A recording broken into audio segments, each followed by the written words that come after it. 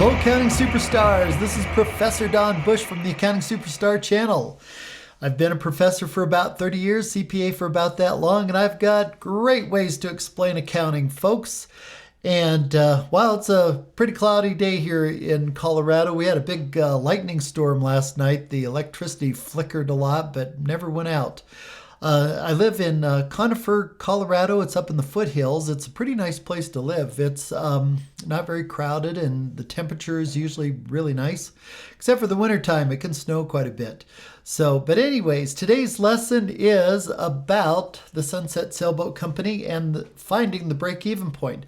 So what we're going to do today is a real easy example, finding the break-even point. So should be really clear. So here's what we have going on here, folks. On the screen here, we've got a traditional income statement. And this is the kind of income statement that we have to do when we are doing GAAP, generally accepted accounting principles. And it's not that great of an it's not that great of an income statement, really. It's kind of hard to use it for a lot of things. And so what we're going to do is we're just going to change this income statement into something that we call the contribution margin income statement, which is way better. And you might be asking, well, why don't they do the contribution margin income statement instead of the traditional? Well, it's just the way the rules are. And there's a lot of different needs for these income statements. And so the accounting rules just thought, well, it's best just to do it this traditional way. So the traditional income statement's got sales minus cost of goods sold is gross margin, and then you have your selling expenses and your administrative expenses, then finally net income. All right, and you might say, well, what's wrong with that? Well, this is not a real useful format to figure out a lot of things. We want to figure out the break-even point. So here's what we're going to do. We're going to take this information and we're just going to change the order of it just a little bit. And I'm going to split the screen here real quick. There we are. Now, here's a big assumption that we're going to use for today. And this assumption does not hold true in reality, all right? But we're making these assumptions just to make it easy. So here are the assumptions. Number one, the cost of goods sold consists of variable costs.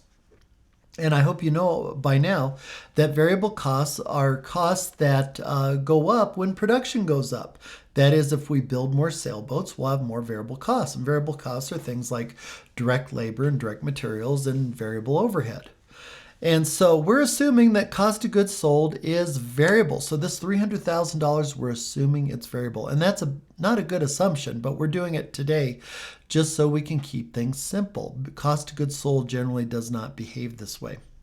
All right, so number two, selling and administrative expenses are fixed costs. So here we have selling expenses of $60,000 and administrative expenses of $50,000, and we're just saying that they're fixed. And that's not a good assumption either, all right? But we're doing it today just to keep things easy. So in a nutshell, the $300,000 is variable, the $60,000 is fixed, and the $50,000 is fixed.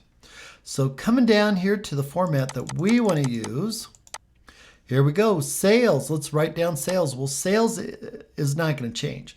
Sales is $500,000. It's still going to be $500,000. There we are. And variable costs? Well, the variable cost today in this example is the cost of goods sold, $300,000. Not a good assumption, but we're just doing it just for today. Contribution margin. All you got to do is subtract sales minus sales minus variable costs is the contribution margin.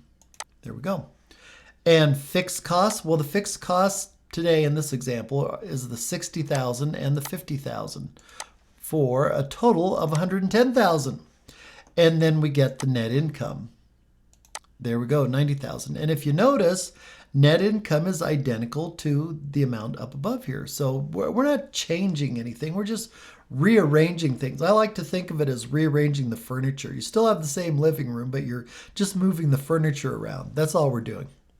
So coming down here, folks, let's figure out the break-even point. So let me adjust the screen just a little bit. So what we'll do here is we're going to find some percentages, and this is really easy. I know a lot of people kind of panic whenever there's percentages, but this is super easy. So all I'm going to do is take the information up above here that we already have and copy it down here. So I'm not changing anything. There we go. I'm just taking the numbers and copying them down. And then what we're going to do is we're going to figure out the percentages. And like I said, easy. So sales is always 100%. Sales does not require any calculating. Whenever we have sales, just write down 100% and you'll be safe. No thinking required. Variable costs. Well, variable costs, all we do here to find the percentage is the 300,000 divided by sales. So 300,000 divided by sales is 60%. And to find the contribution margin percentage, all we have to do is either subtract or do a little division. Either way, it's easy. So in other words, 100% minus 60% is going to be 40%. Or you can, if you prefer, you can go 200,000 divided by 500,000. And either way, you get 40%. Now, sometimes there might be little rounding errors, depending on the problem you're trying to solve. But generally, it'll be the same. Now, to find the break-even point, that is really easy, super easy. Here we go. Here's what the break-even point looks like. The break-even point is where we do not make a profit and we do not make a loss. That is, we're breaking even. So if we're selling or producing at less than the break-even point, we're going to have a loss. And that's what this red area means, operating loss. So if we're operating in this area here, we'll have a loss. And on the other hand, if we are producing or selling more than the break-even point, we'll be in the operating profit area. So this is a really interesting point to know. And as far as investing goes, if you're interested in investing, it's really good and helpful to figure out the break-even point of a company that you're interested in investing in. And that represents the amount of risk that is involved. So break-even point, pretty good information here. So here's what we're going to do. So here's how we find the break-even point. We're going to take our fixed costs and divide it by the contribution margin percent. So here's our fixed cost right here, 110,000, and I'm going to scoot down to this other version of the statement. So there it is, fixed cost, 110,000, and we're going to divide by the contribution margin percent. That's the 40% right there. So that's why we figured it out. So fixed costs, here we go, comes right from there. I'm going to highlight it so it stands out for you. 110,000, drop it into place. The contribution margin percentage is right here. And we're going to drop that into place. And so 110,000 divided by 40% is 275,000. So you might be saying, well, so what? What does that matter? Well, that is the point in sales dollars, where the company will just break even. If they sell less than 275,000, they're going to probably suffer a loss.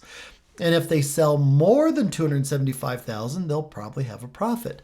And right now their sales is 500,000, so they are well above the break-even point. So that means there's not a lot of risk here with this company, or at least from the information that we have. So the break-even point, 275,000. Now let's double check our work. It's always a good idea to double check your work. Here's how you double check your work. It's really easy.